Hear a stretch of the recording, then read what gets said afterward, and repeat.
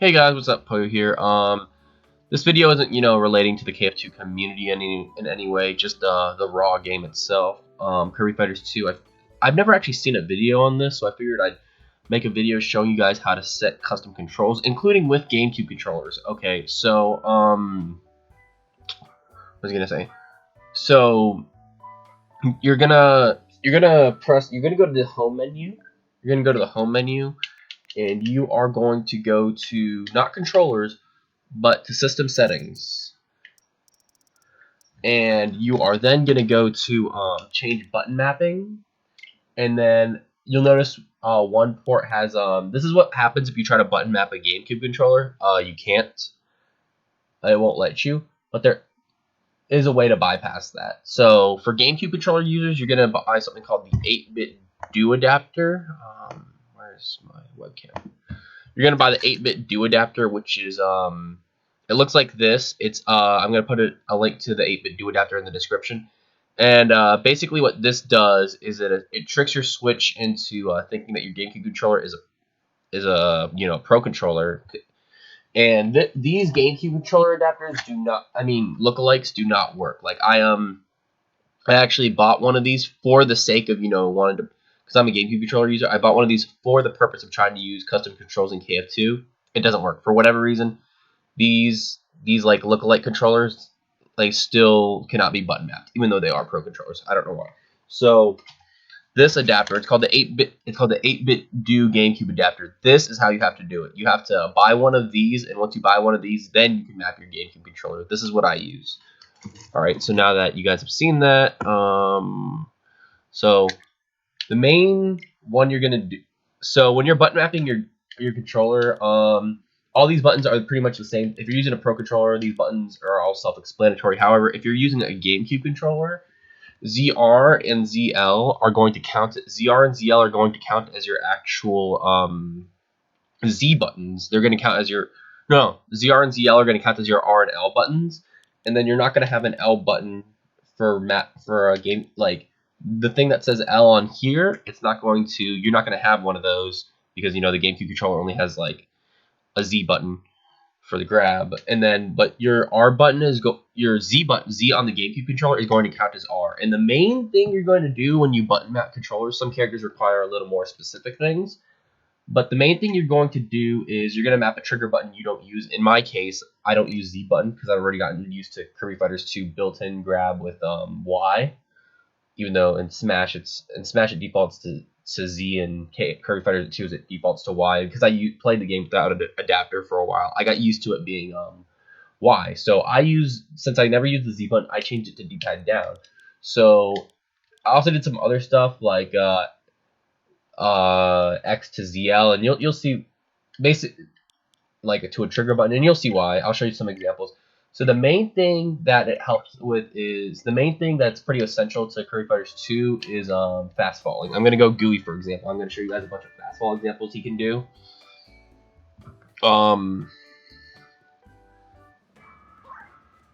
So you'll see like I'm like lasering a bunch, right? I'm lasering a bunch. Let's see, I'm like lasering in your face. Now like fast fall tongue. See, I'm like, it's like, so once their shield gets low, let's say I've been lasering their shield a bunch. Let's say I've been lasering them a bunch and they're shielding, but whatever. The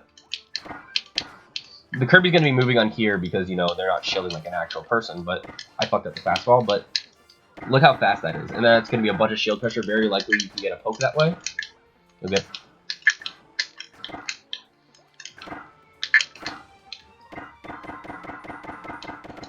And then just in general movement-wise, you can do fastball, fastball, fastball, fastball, because it's kind of like wave dashing in Melee. Because in Smash to fastball after a jump, you need to wait till you reach the height of your jump. But in Melee, if you played wave dash, if you played Melee or PM or whatever game has wave dashing, you could just wave dash instantly out of your jump, and actually that's what you're trying to do in Melee. So it's kind of like that with the fast. See how much I'm like fast falling?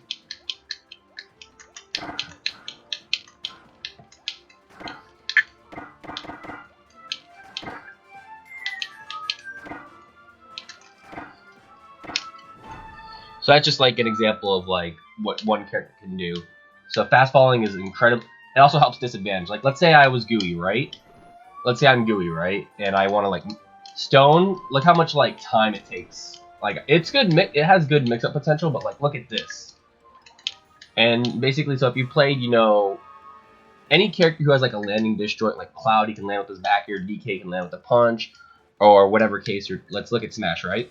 So you land with, the goal isn't to hit, the goal is to keep yourself safe. So instead of you using stone, which, you know, the hitbox isn't that big, you, like, you know, you fastball, land with tongue, and they basically just have to respect that space. So that's, like, examples of just, you know, fastball being used in disadvantage to, like, cover yourself with safer landings. Obviously, these are all GUI specific examples, but they can apply to other characters. This is, like, obviously stone is really good for, you know, it's a reversal move and it has, like, crazy things too, but, you know, this is, like, it's another mix-up. It's another mix-up. And GUI, his shield also, you can't really see it, but GUI's body also has a hitbox. His body hitbox is frame 1, so you can do this, and then fastball grab if you, like, have them, like, scared and shield. You do this, fastball grab. And I'll show you, like, some, that's like, a lot of GUI stuff with just fastball. And I'll show you, like, some other examples, too. So, like, so what's it called? So, we're gonna go to Magolor. I was gonna say. So I was like dabbling with Magolor a little bit. And then one thing. So this isn't even. So I set my X button. So basically, if you have a GameCube controller, you're probably not gonna Y or X, whichever one it is, you don't use. There's gonna be one of them that you don't use. So in my case, it's Magolor. So no, not Magolor. What am I saying? So it's X that I don't use. So I did something. So normally I set my so I have very interesting controls that really help out Magolor. So what I do is because I was trying to pick up Magolor for a little bit, and setting the controls don't really hurt any of the rest of my characters. So I have X set to ZL, basically it's just set to a shield button, and what it lets me do is it lets me do this, like, really consistently. I can just do instant teleport instead of having to, like, instead of having to use, like, you know, 2 fingers, instead of having to use 2 fingers, you know, like one button on A, one button on one of your trigger buttons. I'm just sliding my finger right now. I'm just sliding my fingers from A to X, A to X. That's all I'm doing is I'm sliding my fingers from A to X, and you couldn't do this without, like, a pro controller. So, and another thing I do specifically for Magolor is because you don't. So if you get a diagonal teleport, it doesn't go that far. And if you get, like, a full horizontal teleport, it goes really far. So what I did with my controllers is I set D-pad up to X because, you know, I replaced my X. And you do need X to do some stuff in the menu. You need X for, like, menu things. So I set my X does literally nothing in-game. So I set my X button to, see, that's D-pad. That's now my D-pad up. That's just so I can do menu stuff. And then I completely deactivated my D-pad down.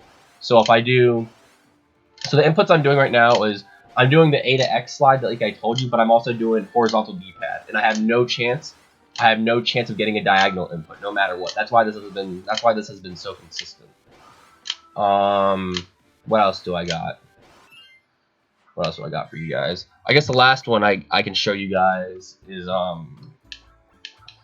water. So with water has a few ones that are more than, so like I said, D-pad down is, like, the essential one. D-pad down is the essential one, right? So with water has a bunch of cool. So since water has, like, you know, a dash in their hitbox, so I can, like, tomahawk over someone and, like, dash it in case, you know, I don't want to dash attack at them because, you know, because it's obvious. It's pretty obvious if you're gonna dash. You know, it's another mix-up. So I can, like, you know, tomahawk behind them and, like, do this, and that's also good for shield pressure too, by the way. Let's say they keep shielding, right? Let's say they keep shielding, and I do like this. Obviously, the CPU is not going to shield, but I'm just showing you guys, like, an example. If I were just, like, jumping around their shield or something, right? And because of the D-pad thing I mentioned to you earlier, so water has. So let me show you water's dash turnaround hitbox. If you're dashing it, if you get max speed or get dash attack far enough, I don't know what the specifics is, but you're gonna dash turnaround hitbox. But see what happens if I try to do it, like, instantly? I can't. So generally, without custom controls, you have to do like this, but it means you have to be at a certain spacing. It means you're kind of telegraphed. But there's something called slow surfing, and basically that's just see how I'm like standing in place. I'm just pretty much mashing a horizontal direction on my D-pad, and once I do that, forward back on the D-pad, and then I can just it loads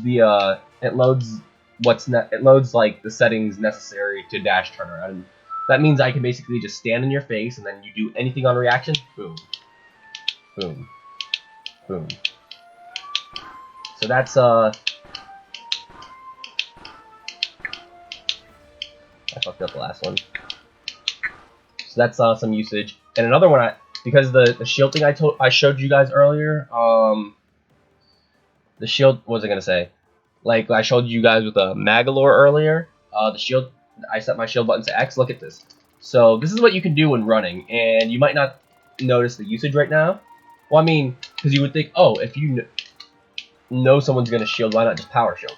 True, but water specifically. Look at this. There's a hitbox. There's a hitbox the whole time, and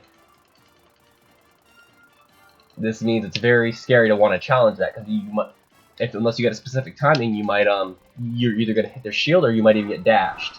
And there's another usage for them. Let me show you guys real quick.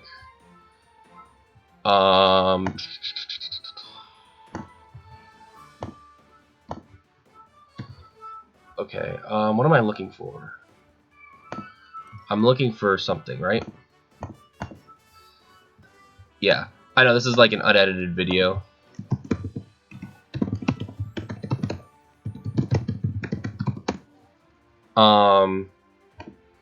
Let me show you guys some of the cool stuff you can do. I just had to load up the tweet. Oops. There we go. So now that shield flicker stuff can be used for like crazy shield pressure. Where am I going? Where's my no? I mean, I guess I can't show it. There we go. Okay, cool. So now you can see this shield pressure right here. Hold on, let me full screen it for you guys. See, it's like I'm like rapidly tapping his shield,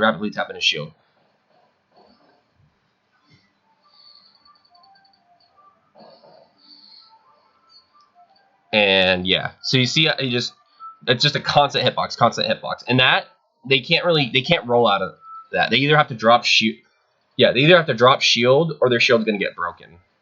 They can't roll because it puts them in shield, lag, and you can actually grab them out of that. If you hit someone with water's dash hitbox on shield, it's a true like block string to grab. It's pretty risky to do because it's in the past it was considered pretty risky, but now if you do that, then it's like, oh, that you've already got them blocked, so you can just grab them. I forgot about, because this was like my first night testing it in the video. I could have just grabbed them right here, but it's still good. The shield break looked pretty cool. But yeah, so that's just like an idea of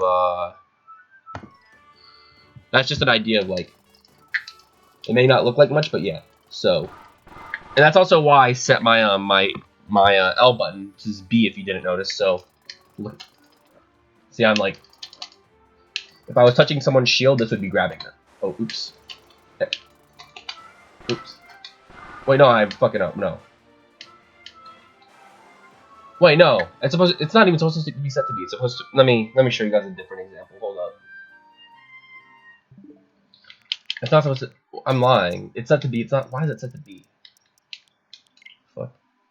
I think I was trying to do something in Forgotten Land. It's supposed to be set to Y, is what I meant. Now that it's set to Y, let me show you guys what I'm talking about.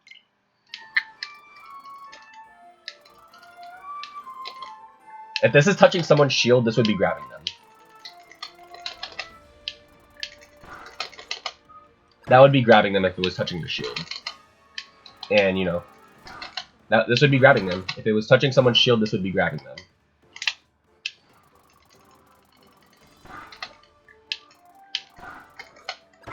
So yeah, the main thing you need to know is fast falling is pretty much essential to Kirby Fighters 2 at this point, in my opinion anyway. But there's also some other character specifics that I wanted to show you guys. So yeah, I hope you guys, enjoyed. I know it was like freaking 15 minutes long, unedited video.